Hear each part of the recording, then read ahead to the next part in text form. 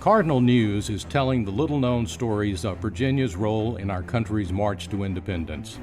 As we head toward America's 250th anniversary, we'll examine the events, people, and places that shaped the Commonwealth and the nation. Together we can better understand the role of our ancestors beyond what's in the history books. This is Cardinal 250, made possible in part by funding from the Virginia American Revolution 250 Commission. Hello and welcome to Cardinal News 250. I'm Dutchie Jessee and I want to thank you for listening. Cardinal News 250 is sponsored by Bank of Botetourt, focused on you. And this project is made possible in part by funding from the Virginia American Revolution 250 Commission.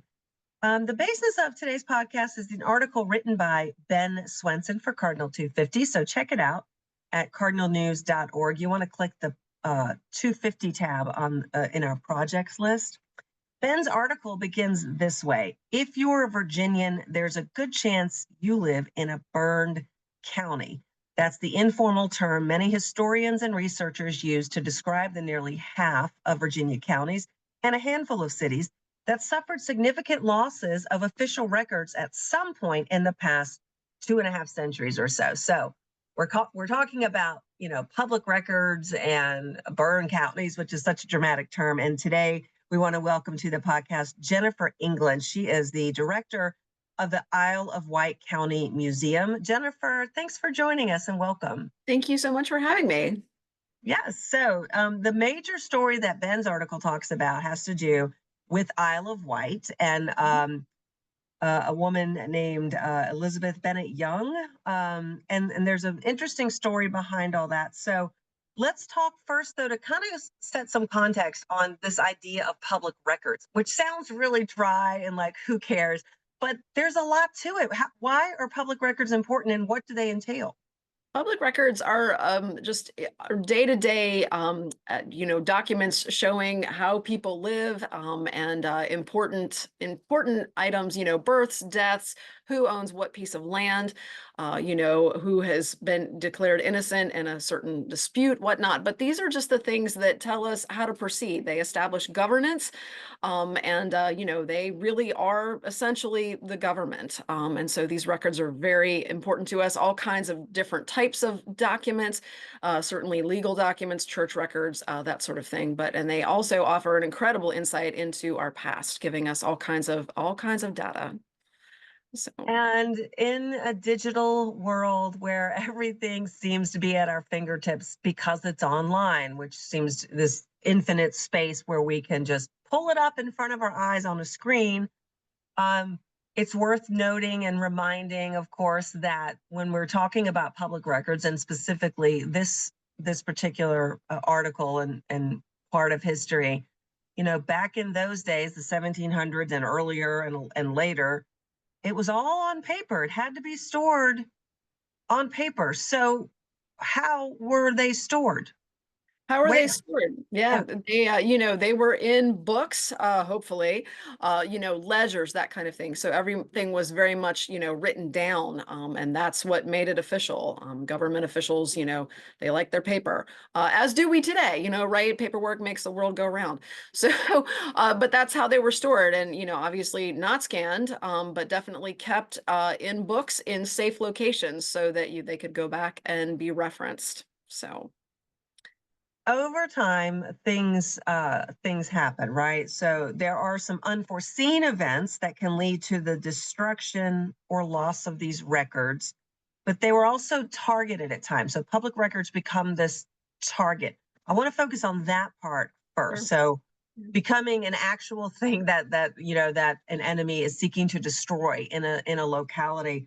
Why is that? Why is that a target? It's a military tradition, actually. Armies throughout the years have gone for those records, for those court documents, because destroying them really just disrupts the day-to-day order of life. If you can't establish who owns what, if you can't establish who's been declared innocent, if you can't establish like probate, that allows the Army to go ahead and establish a foothold or gain governments and exploit those vulnerabilities so that they can take control of whatever it is that they are looking to control. And that's been done for, hundreds and thousands of years, actually. So that's definitely not new. Also, the location of where the records were kept is also large, it could be very symbolic. So destroying the location where the records are kept, not only do you get the records, but you send this signal. And like if it's town hall or a courthouse, where tell me a little bit more about that, how that's also part of the military Right. operative. Absolutely. Going there to destroy, those structures that mean so much to a community. And, oftentimes too, if records were not kept in a courthouse or the town hall, oftentimes the clerk of the court, it was well known where they lived. And, potentially if records had been moved to a certain location for safety, it may or may not be their own personal home or space. And so sometimes they were also a target to make sure that those records were definitely, no longer in the public body. Wow. Okay, so now let's go back to 1781. Um, we know that we think of our birthday and we treat our birthday as a country as July 4th, 1776, because of the signing of the Declaration of Independence. But Right. in 1781, it's not all said and done. There's still fighting going on. Can you give us some context? What was happening there? And then also bring it back to Isle of Wight in particular. Sure. Yeah, absolutely. 1776 was not the end of the story. The war goes on through 1783. 1781, here, basically late 1780, the British kind of decided, we kind of need, because we all think of the Revolutionary Wars like Lexington and Concord. But really the British were starting to think we need to kind of push this war south. And so there was a lot of that happening. And so they were kind of moving south. So, yay, Virginia. But as that was going on, there's the fellow that we all know of, Benedict Arnold. We've all heard of him, he switched sides. But of course, the British didn't really trust him too well after he had switched to their team. And so actually one of the things that they said, you go ahead and you push south. That was something that they kind of trusted him with. So really they were pushing him through Virginia to head down essentially to Portsmouth to go ahead and destroy and take as much as he could.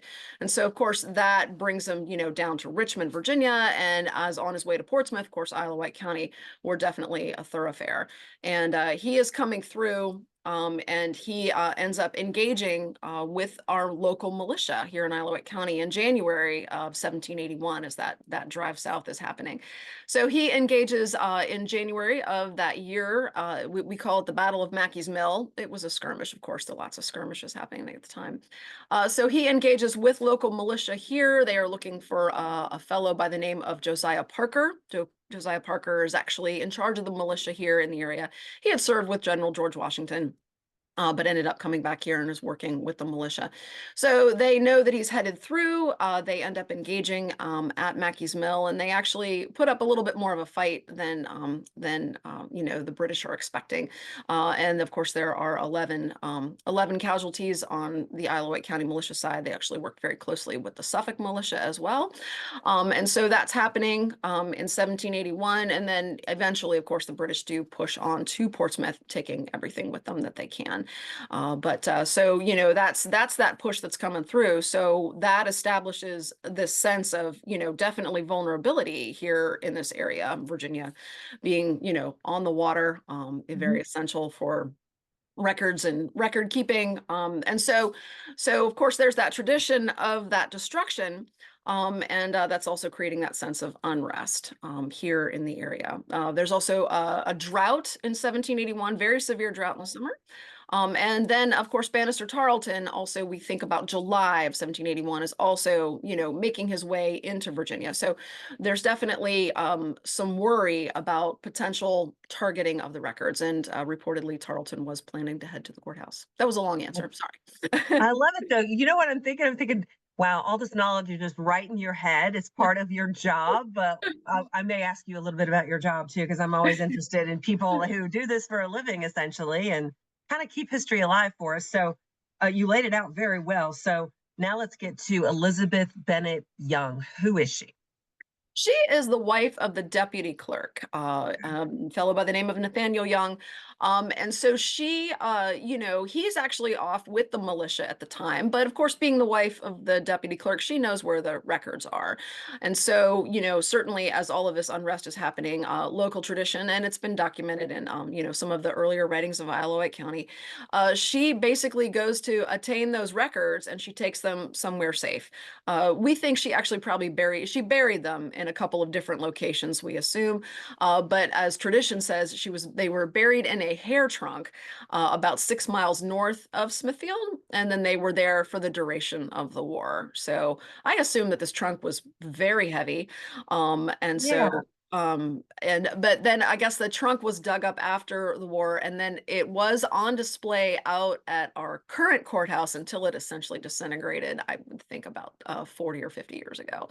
So, but yeah, so she dug up those records after post-war, and they were kept safe and avoided, the target of the British.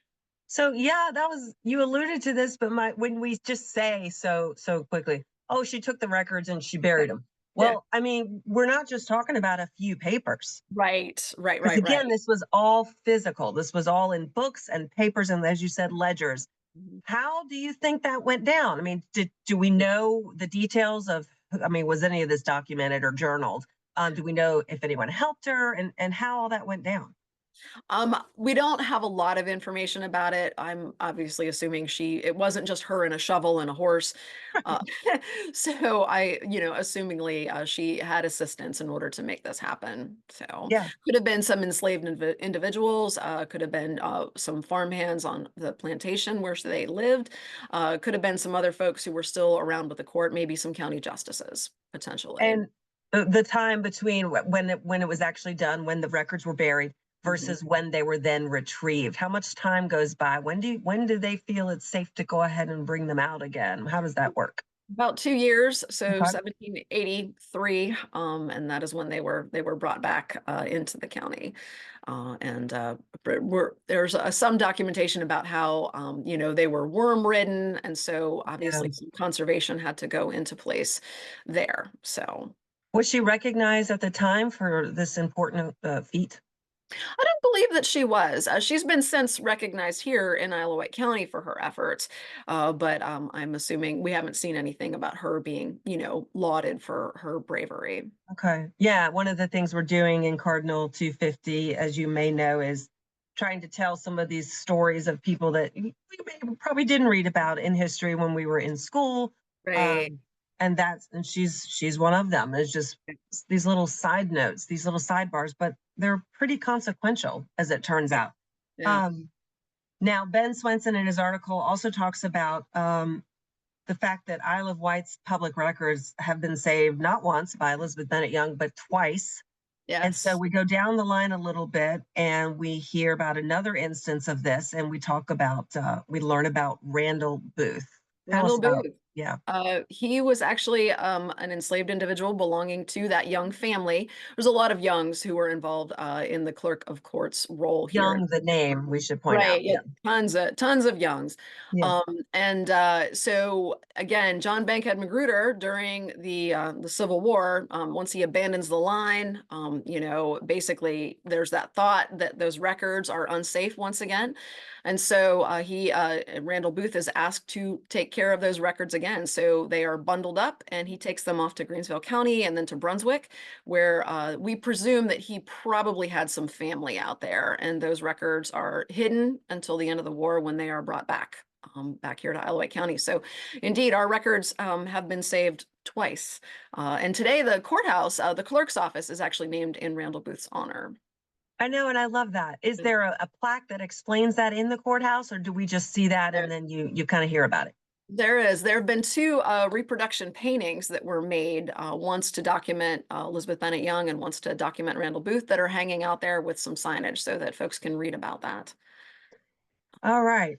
So that's very interesting to hear about this happening twice now, just from people just taking action to Yeah, take, to take steps and say, well, we have to do this again.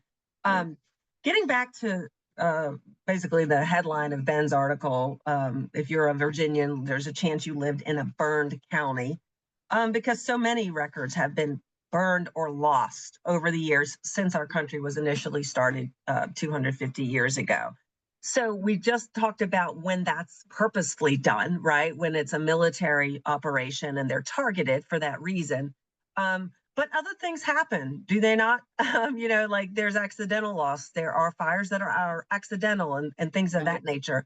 Right. What can you say about that, Jennifer? Just that, well, I guess that's why digital conservation today Mhm. is so fantastic, and all of the efforts that folks go through to preserve them and scan them or to repair them. But certainly, yeah, things happen.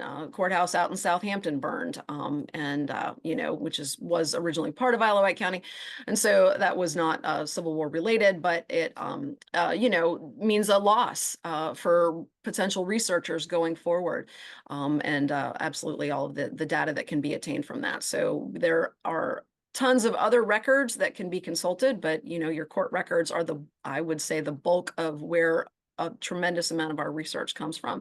But yeah, these burn counties in Virginia, during the Civil War, all the Virginia counties were asked to send all of their records up there for safekeeping. And then, of course, the Union burns Richmond. So a lot of the counties who complied suffered that huge devastating loss.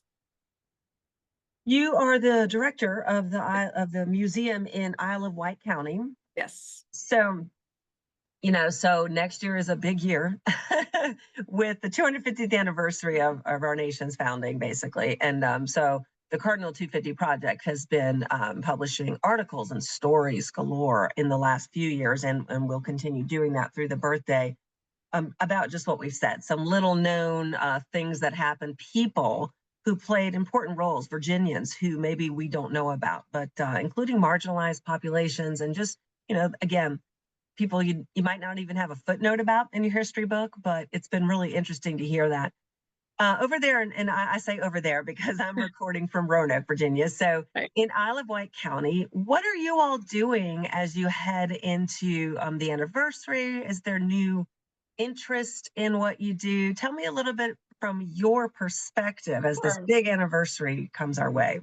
Sure. Well, at the museum, because we're a local history, we're able to interpret pre-contact all the way through the Cold War and even what happened yesterday, which is really fantastic.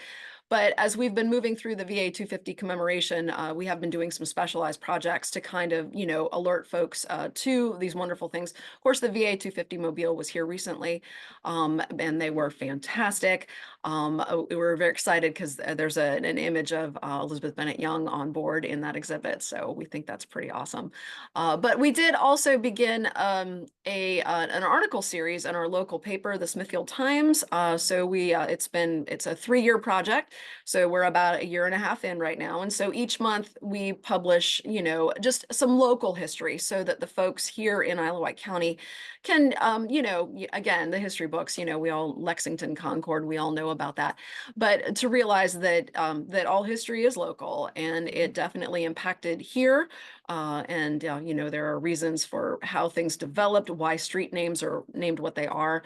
I think we did one of our recent articles was about early industry in Isle of Wight County, from pottery to silversmithing and that kind of thing. And so hopefully our folks, well, actually, we've heard lots of good things that folks are really enjoying the local connection and how the VA 250, really wasn't just something that we read about that happened elsewhere. It was definitely impactful here.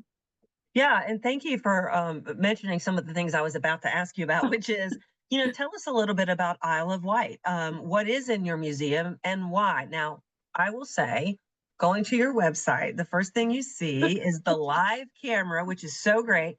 It's a Mhm. live feed of people right there. I guess that's your lobby, your main entrance. Right, And right. you're very famous for a very odd artifact We are. in your main exhibit area. So Right. I'm going to let you tell us what it is. Sure. Sure. Well, again, we've got that big range of history that we can share. But I think our two main artifacts that people are really excited to see, we are home to the world's oldest ham, and we are home to the world's oldest peanut.